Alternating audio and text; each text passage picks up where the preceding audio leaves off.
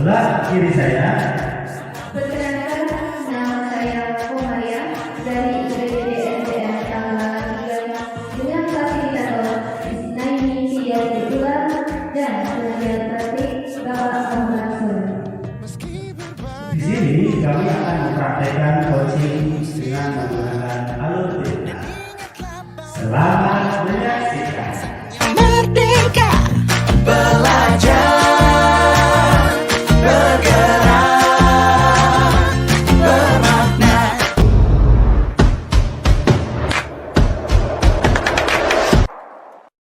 Halo, assalamualaikum. Waalaikumsalam. Ya Pak Yandri. Bagaimana kabarnya hari ini? Baik kan? Alhamdulillah baik. Baik. Begini Bu Om, saya kebetulan menjadi observer dari kegiatan ini, dari kegiatan coaching yang akan Bu Om lakukan, ya. Dan Bu Om itu sebagai coach, nanti yang akan meng-coaching yang sebentar lagi akan dipraktekkan kayak gitu. Baik Bapak. Nah, gini, kalau boleh saya tanya, apa sih tujuan dari coaching yang sekarang kita lakukan ini, Bu Om? Oke, pada praktik coaching kali ini Ya. saya itu ingin sekali untuk mengembangkan kompetensi coaching saya Ya. dari segi menghadirkan kesadaran penuh, Bapak. Oh gitu. Karena pada sebelumnya ini saya sudah melakukan praktek coaching bersama rekan sejawat saya. Ternyata saya mendapatkan refleksi dari teman saya. Katanya saya ini butuh untuk meningkatkan menghadirkan kesadaran penuh pada diri saya ini. Maka dari itu saya ingin sekali untuk mencari solusi bagaimana cara saya dapat meningkatkan kompetensi diri pada coaching saya. Kira-kira solusi yang akan dilakukan oleh Bu Kokom seperti apa ya untuk menghadirkan kesadaran penuh tersebut? Iya Pak, saya akan berusaha semaksimal mungkin Iya. untuk tidak membebankan pikiran saya terhadap beberapa kegiatan-kegiatan di luar praktek coaching ini. Iya. Jadi kemungkinan saya akan mengesampingkan beberapa tugas-tugas yang memang menjadi tuntutan saya sehingga saya bisa terfokus secara langsung. Oke, baik. Ngomong-ngomong dari yang sudah Bu Kokom pelajari ya dan diberikan pengalaman ya, sudah dialami oleh Bu Kokom dari skala 1 hingga 10, kira-kira tingkat pencapaian ya kan ya untuk menghadirkan kesadaran penuh itu antara skala 1 sampai 10 itu berapa yang sudah Bu Kokom dapatkan? Kalau yang sebelum ini Pak, yang kemarin-kemarinnya skala pencapaian saya itu katakanlah berada pada skala 60 atau 70-an. Oh gitu. Ya. Sedangkan saya itu masih berkeinginan untuk meningkatkan hal tersebut.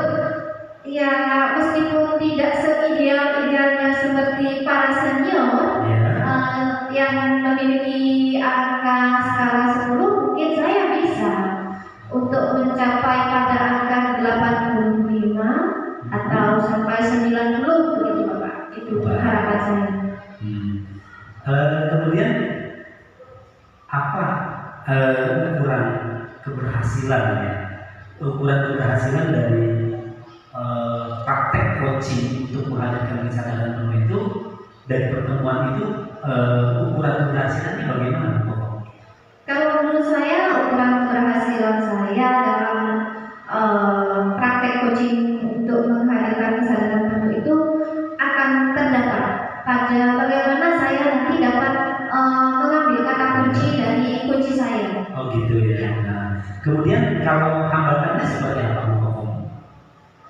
Kemungkinan besar hambatan itu karena sekarang saya sudah berusaha untuk menghadirkan kesadaran penuh. Hambatan saya itu mungkin terdapat pada komunikasi saya ya dengan saya. Mungkin saya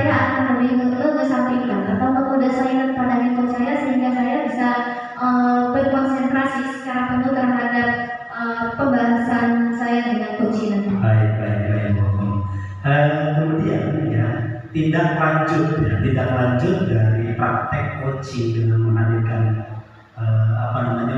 hadir secara penuh itu ya. Jadi tindak lanjut bagaimana Bu yang akan Bu lakukan? Kalau memang saya sudah mendapatkan kompetensi masa dalam penuh ini dengan skala yang saya maksudkan, Iya. skala 8 atau 9, Iya. itu saya akan lebih memprioritaskan diri dalam pemecahan masalah yang nantinya akan dihadapi oleh beberapa rekan saya. Baik. Wah, bagus sekali ya Bu Kokom ya, rencananya seperti itu ya. Mudah-mudahan nanti di kegiatan praktek coaching yang akan Ibu lakukan dengan coaching itu bisa lebih baik lagi dari sebelumnya seperti itu ya Bu Kokom. Nah, baik Bu Kokom, sementara itu saja yang dapat saya sampaikan. Selamat bertugas. Mudah-mudahan sekali lagi praktek coaching yang akan Ibu lakukan akan lebih baik lagi seperti itu. Amin. Terima kasih bertugasnya Bapak Dedi. Sama-sama. Mohon bersabar menunggu karena Coach sedang dalam perjalanan. Oh, siap. Baik Bapak Dede, ini Coach saya sudah datang. Perkenalkan, ini Coach saya Ibu Sri Sumartini dari SDN Kapolasan 1. Mohon izin Pak Dede untuk melaksanakan coaching kali ini. Baik Ibu Sri, apa kabarnya hari ini? Alhamdulillah baik Bu. Bagaimana dengan aktivitas sehari-hari? Sementara ini masih lancar seperti biasanya, tidak ada hambatan. Oke, kemarin malam ya, kemarin malam tuh Bu Sri WA saya, katanya ada hal yang ingin dibicarakan sama Bu Sri. Jadi saya mohon maaf nih, kemarin tidak sempat langsung membalas untuk hari ini juga, tapi saya baru memiliki waktu hari ini.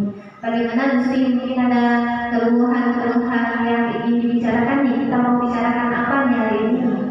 Sebelumnya ya saya berterima kasih sekali sama Ibu karena sudah bisa meluangkan waktu di tengah kesibukan Ibu yang sudah sama-sama kita tahu. Jadi begini Bu, saya punya masalah dengan siswa saya. Oke. Jadi siswa saya itu belakangan ini sering tidak masuk. Pada saat saya tanyakan, alasannya katanya mau bantu di pondoknya. Jadi kiainya itu katanya membawa pondok dan mulai dari pagi dia diminta untuk membantu seperti itu. Makanya dia jadi sering tidak masuk Bu. Oke, baik. Dari permasalahan Ibu ini nih, percakapan kita kali ini tujuannya kemana nih? Ibu berharap percakapan kita akan menuju kemana nih? Saya itu inginnya nantinya siswa saya bisa masuk seperti biasa, jadi tidak bolos-bolos seperti ini lagi hanya karena alasan untuk membantu pembangunan pondok itu. Karena saya rasa kalau kegiatan di pagi hari itu lebih kepada kegiatan di sekolah seperti itu. Oke, begini Ibu Sri, kalau berdasarkan sepemahaman saya, Bu Sri ini memiliki permasalahan di sekolah terkait peserta didiknya yang sering bolos, notabene punya alasan menggantung pondok begitu ya. Dan Bu Sri melakukan percakapan kali ini bertujuan untuk mendapatkan solusi terbaik bagaimana supaya peserta didiknya dapat masuk kembali seperti sedia kala dengan kerajinannya begitu ya. Oke. Ini saya tanya dalam satu kelas atau dalam satu sekolah nih Bu? Karena permasalahan saya hanya di satu orang anak itu aja Bu. Oh, di satu orang itu. Iya. Baik. Jadi kalau menurut Ibu nih, skala kerajinan anak tersebut, Iya. kalau saya buatkan skala prioritas A, B, C, D, dari A terbaik, B baik, C cukup baik dan D kurang, peserta didik Ibu yang satu ini masuk pada skala yang mana Bu? Kalau saya bisa gambarkan, saya rasa sebenarnya sih anak ini masih cukup baik ya. Sebenarnya baik, cuma karena belakangan ini jadi sering tidak masuk, ya turun ke cukup baik seperti itu. Oh begitu, jadi awalnya berada pada posisi baik, jadi cukup baik gitu ya. Kalau dari teman-teman yang lain, teman-teman di kelasnya, itu teman-teman di kelasnya itu bisa dibilang baik lah Bu. Dibilang baik ya. Jadi bagaimana cara Ibu untuk meningkatkan kerajinan peserta didik tersebut supaya menyamai, katakanlah begitu ya, menyamai teman-teman yang lain. Dari Ibu sendiri untuk bisa meningkatkan kerajinan peserta didik tersebut. Kalau menurut saya, yang pertama ya pasti saya akan konsultasikannya dulu dengan ibu ya sebagai kepala sekolah secara khusus, secara pribadi. Mungkin saya akan minta solusi kepada ibu, dan berikutnya yang pasti saya akan tentunya bersama kepala sekolah akan mendatangi wali murid ibu. Jadi kami, khususnya saya dan kepala sekolah akan mendatangi wali murid dan menjelaskan bahwa putra mereka itu sudah beberapa hari tidak masuk sekolah. Oke, jadi ini masih konsultasi dulu dengan kepala sekolah, kemudian untuk melanjutkan mendatangi ruang peserta didik untuk dikoordinasi dengan wali murid. Iya. Ada hambatan Bu untuk melaksanakan hal ini? Saya rasa kalau langkah yang tadi saya sebutkan tidak ada hambatan ya, tinggal mengatur waktunya saja. Oke. Selain ini, misalkan ada terkendala lain, apakah ada solusi alternatif untuk melancarkan aksi Ibu ini? Kalau menurut saya mungkin pada saat saya dan kepala sekolah mendatangi wali murid, jika siswa tersebut tetap tidak masuk, mungkin ya saya bersama kepala sekolah tentunya, dan mungkin bisa meminta bantuan kepada pemimpin sekolah untuk mendatangi ketua yayasannya atau kiainya tersebut. Gitu ya. Jadi ada solusi alternatif mendatangi komite dengan meminta bantuan kepada yayasan secara langsung. Iya. Gitu.